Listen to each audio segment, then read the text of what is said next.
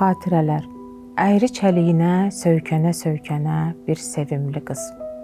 Gəlib baş-başa durdu səninlə, üzü qırışmış, saçları qurumuş, dişləri çürümüş, kədərli arvad şəklində xatirələr. Vaqif müəllim, bu hansı kədərli xatirənin portretidir? Siz deyirsiniz, mən ona oxucu kimi yanaşıram. Artıq onu yazan kimi yox. Çünki mən o şeiri unutmuşam. Mənə elə gəlir ki, o artıq gözəllik, ümumiyyətlə degradasiya haqqındadır da. Təkcə elə bu güya ki, o mənə bağlı bir adam deyil. Dünyada o qədər insanlar gözəl doğulurlar. Həm zahirən, həm təbiət etibarilə. Birdən görürsən, bəzi insanlar zahirən gözəldir, amma onların içini cəmiyyət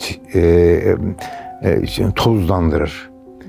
Sənin yaxşı bildiyin bir adam vəzifələrə yüksəlir, nə yaxud da biraz əlinə pul keçir. Görürsən ki, artıq onun içi dəyişdi. Üzü qalır.